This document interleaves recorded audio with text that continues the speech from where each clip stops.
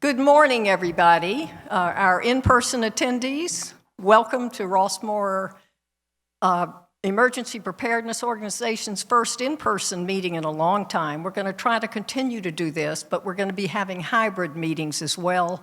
Many Rossmoorians want to stay home in their pajamas and watch our meetings. So we want to get the information out, so the hybrid meeting is the way to go. And as you can see this morning, it takes a little bit of setup to get going.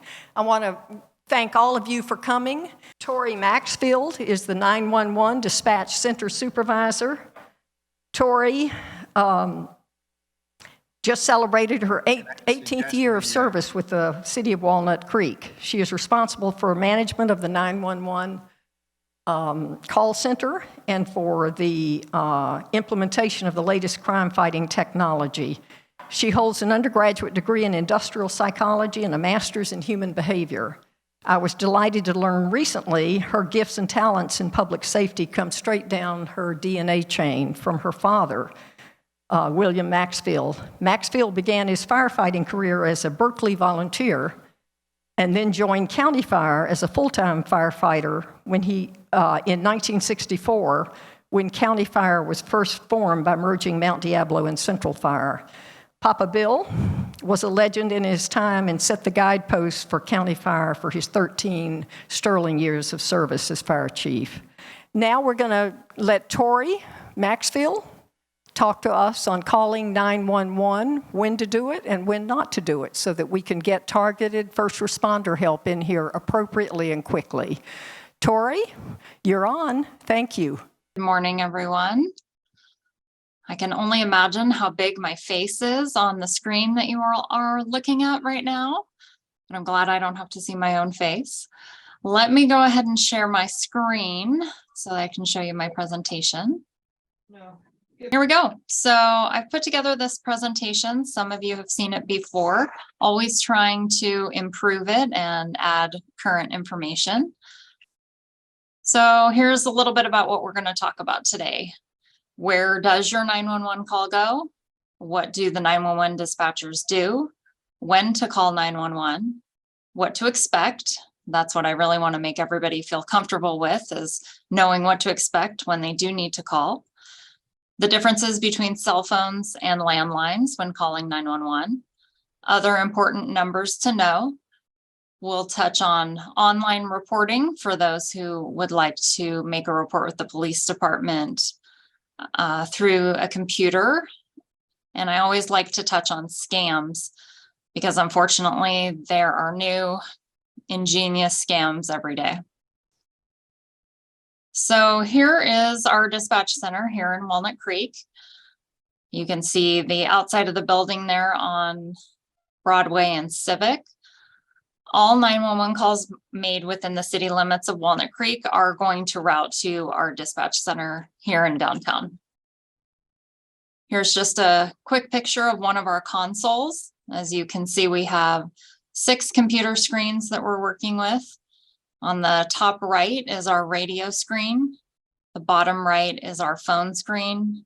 And the other 4 remaining monitors are all of the real estate that we need for all of the different programs that we are accessing during a shift. For those curious about staffing, so obviously we are here 24/7. Our current staffing is 13 full-time dispatchers, 3 part-time dispatchers, and we are staffed at all times with at least 2 dispatchers. Some people don't know that dispatchers answer all phone lines. So we're not just answering 911s, but we are answering our 10-digit lines and non-emergency phone calls as well. So what do the dispatchers do? As we said, we're answering phone lines. We're fielding incoming requests from officers while we're monitoring the police radio. We're accessing different computer systems and determining proper action for incoming phone calls. Just to note on the computer systems, we have about 25 that we currently access on a regular basis. Not all day, every day, but we have different investigative tools that we can use to help the officers if they're out on a call and need a little extra info. These are the phone numbers for specifically Walnut Creek PD. Everyone knows 911 for life or death emergencies. Our 7-digit number, that 925-935-6400, I would ask that everybody put that in their cell phone, write it down next to your phone at home. This number will get you directly to a dispatcher. So you're going to want to use this number if you obviously don't have a life-threatening emergency, but you want to directly talk to a dispatcher about an issue.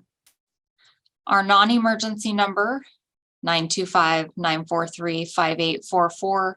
This line is for general information and questions that will get you a menu of a variety of divisions within the police department. So maybe you need to speak to our records division, or maybe you want to speak to Chief Knox in the administration office. You can dial that number and be routed that way. Okay, so what to expect? Obviously, we need to know your location. That's the only way that we're going to be able to get help to you. So be aware of where you're calling from so you can give us an exact location, address, or intersection.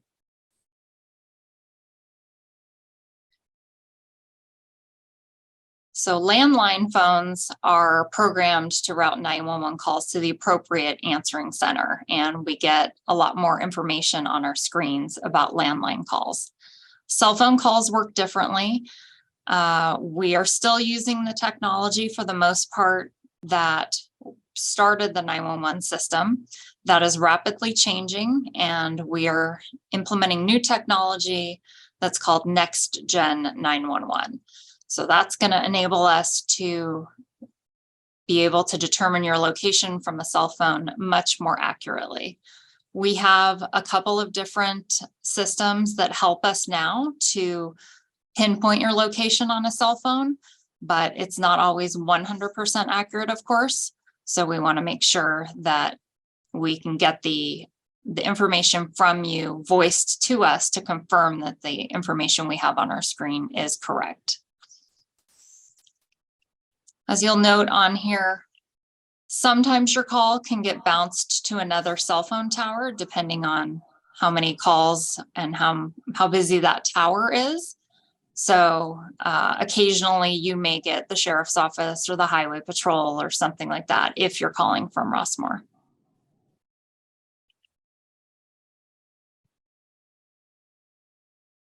So all medical calls and fire calls are transferred to the Contra Costa County Fire District. This is the communications center over on Geary Road. If you're heading up to Lenardi's from North Main Street, you'll see it on the right side of the road. So when you call 911, you're going to get the police department. If you have a medical emergency or a fire emergency, we will immediately transfer you to a dispatcher at Contra Costa County Fire, and they will take over the call from there. So let's talk about what questions you're going to be asked by both the police department and the fire department. Again, address or location of the emergency. We want to know what is happening, who is involved, if there are any suspect and vehicle descriptions, the time element. Did this just happen? Did this happen overnight? Did you just discover this? And of course, we're going to want to know your name and phone number in case we need to contact you.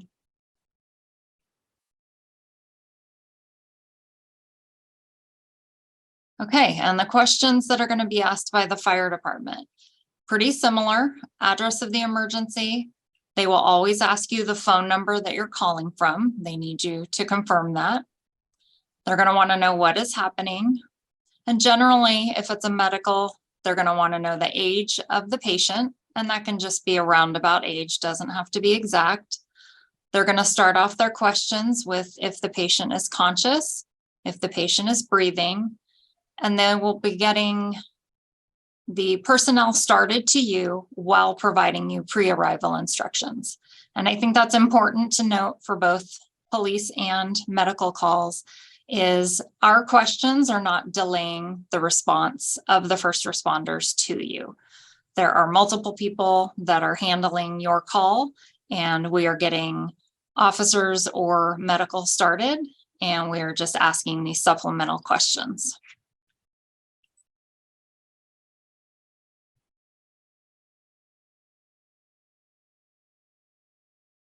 Okay, so when to call 911? Any in-progress crime, robbery, burglary, prowler, fights, anything of that nature. Any life-threatening situations, certainly a traffic accident with injuries, definitely call 911. Any serious medical emergencies. And on top of that, you can even call for non-serious medical emergencies. We have people that sometimes just need a transport to the hospital. They may have fallen, they just need assistance getting up. You can absolutely call 911 for that. Of course, any type of fire. Oh, and here we are on the next screen. So where else might your call go? As I said previously, it could go to the California Highway Patrol, especially if you're near the freeway. And because Rossmoor is right on the border of the Contra Costa County jurisdiction, occasionally a call may be routed to them. If you simply tell them where your need is, they're going to transfer you to the appropriate agency. So this is a big one for us. If you have accidentally dialed 911, just stay on the line, let us know that you're okay and that you don't need any assistance. Otherwise, we need to call you back. We need to attempt to actually speak with you. If we can't do that, then we're going to need to send officers out to ensure that you're okay. We certainly get a lot of 911 hangups and accidental calls, especially with all of the different Apple products and other technology, which is fabulous, but oftentimes it's erroneously calling us. I would say with cell phones, people love to just throw them in their cup holder, and somehow that activates the buttons on both sides and we'll get a call. Apple Watches, of course, if you hold down the button on the side for any length of time or have your wrist bent up, it can call us on that as well. So just be knowledgeable on how all of the emergency and safety features work on your devices and do your best to lock your phones. And again, if you do call on accident, just pick up the phone when we call you back and let us know that you're okay. We implemented text to 911 a couple of years ago. It is a state mandate, so all 911 centers in California should be equipped with text to 911. As the slogan says, call if you can and text if you can't. The reason for that is calling 911 is certainly quicker. Texting, there can be a bit more of a delay. The other thing with texting is 911 calls are routed with priority over the phone lines and phone systems. Texts are not, so it may not go through quite as quickly as you may want it to. That being said, if you are deaf or hard of hearing, or of course in a position where you don't want to speak because there may be a suspect or something of that nature, you absolutely can text 911.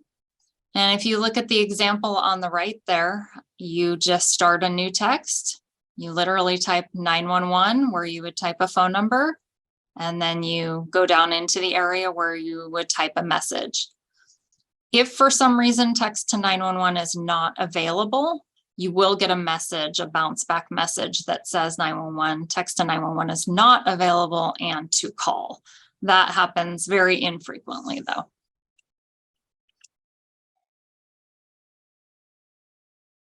Okay, so again, lock your phone, stay on the line. If you call accidentally, and I have a note there that we get about 25 accidental 911 calls a day. I'm going to say it's probably a little bit more than that. Next generation 911, we spoke about this a little at the beginning. So you can see we have implemented text to 911. We have the ability through our text to 911 to send a text from dispatch to your cell phone and ask you to share your location with us. That's especially helpful for people in our open space that have gone for a hike that really can't even give us landmarks because a tree and a cow is not going to get us there. The next gen 911 will allow us to have different 911 routing options. It's going to allow for more location accuracy. And that's obviously the technology that we're really looking forward to, getting away from the legacy technology of the 1960s, which was amazing at the time, and getting into the 2020s. I always like to remind people, keep your cell phone and your software on your devices updated. That helps with location accuracy for us. Here are some other contact numbers. A lot of people still call 911, mostly accidentally, to get a phone number for information. So obviously that's 411. If you're having phone trouble, 611. We do get a lot of calls when the power goes out and we don't have more information than you do. So you can call PG&E directly, and their outage map online is exceptionally helpful to ensure that the outage has been reported in your area and an ETA to fix it. 211 is social services, and I know we're going to hear about that a little later. 211 and 211 Contra Costa online is an amazing resource with all sorts of information, and it really is kind of that place that you can call when you don't know where to call, and they will guide you through. I always like to touch on our online reporting system. This is at walnutcreekpd.com. And if you have a crime that you may just want to get a case number for, get some documentation for your insurance company, you can do that online. We will also be notified, of course, of the incident that occurred. And this is for low-level crimes that don't have any suspect information. But it's nice to have. You can do the report at your convenience. So it's just another option we have. Types of scams. Unfortunately, I see all sorts of people being victims of scams probably every day. Some of the more common ones, and I would say this one seems to be pretty prevalent right now, is the law enforcement scam, where someone will call, they'll pretend to be an officer or a deputy, even someone from the US Marshals, claim that you have a warrant or you haven't paid your taxes or something of that nature. And they want either your bank account information or they want you to buy gift cards. Anytime you get any sort of phone call asking for money, it's likely a scam. Please hang up. Please follow up with a trusted family member or call us at the police department and let us know, and we can guide you through. But that is, you'll never have a law enforcement officer call you and tell you that they need gift cards to resolve your warrant. I see a lot of scams involving Social Security and Medicare. Scammers like to prey on people and their fears about your Social Security getting canceled or your Medicare being restricted or something of that nature. Again, just be really, really cautious on email and on phone calls. Faux family member, we have had where someone calls, impersonates, say, a grandchild, and says the grandchild has been arrested and they need money for bail.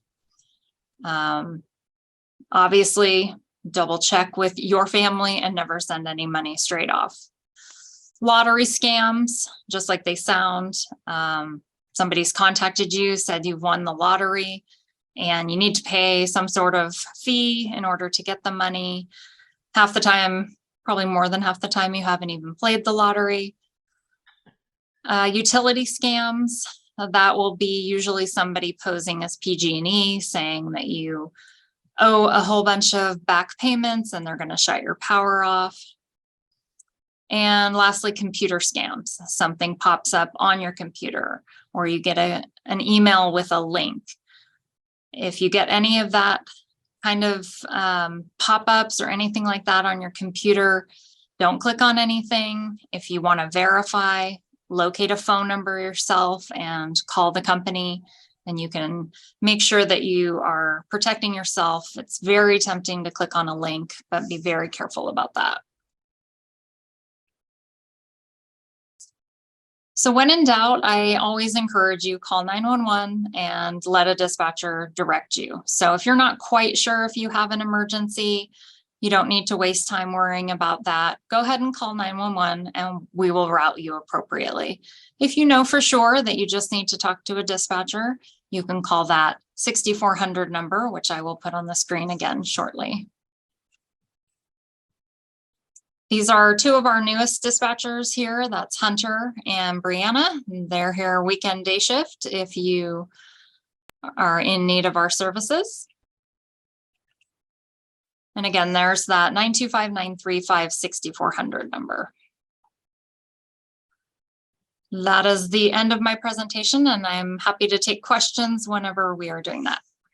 Thank you, Tori. What a rich and helpful presentation for everybody within earshot portion, and isolate it and put it on our website on how to call 911 and when to call.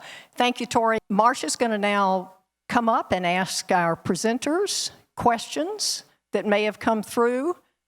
Tori, one that occurred to me, if you don't mind my stepping in with my question during your wonderful presentation, can you give us an example of why we would call the urgent 1925 number, the number that you said you call if a situation is urgent? Could you give us an example or maybe several examples of why we would call that number over 911? Yeah, so you would dial that number. Let's say your car got broken into and you didn't see it happen. You woke up and discovered it. Your car got stolen. Something was vandalized. Anything that you need to report to the police department, but that is not happening right now. Marcia's going to come up and she has the questions batched together for our presenters. Thank you both, Tori and Scott, for marvelous presentations.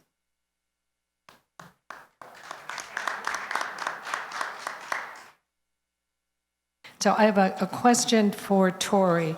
Tori, if you have only a cell phone, should you call the 925 number or the 911 number? It just depends on what you're reporting. So anything that's urgent or an emergency, 911. If you have just a need to contact the police department, call that 6400 number, program that into your phone. Tori, when you're not in an address and you're in an open space, an open road, can you use your GPS from your cell phone? Yes, you can use your GPS from the compass phone and provide that to us. Additionally, it's helpful to know where you entered the open space. So if you're able to tell us you were on a certain street and entered at a certain location, that's helpful as well. Thank you very much. One other thing is, as a Rossmoor resident, if you call 911, be sure to give your entry number, because we have to be sure, I mean, that the police understand or the emergency services understand that. And the question was, will this presentation be available? Absolutely. The Channel 28 will be showing it, and also it will be on both the CERT and it'll be on the EPO website as well as the EPO YouTube channel, and that's the same thing for the CERT YouTube channel, which will post that again. And lastly, this is all the contact information for our speakers.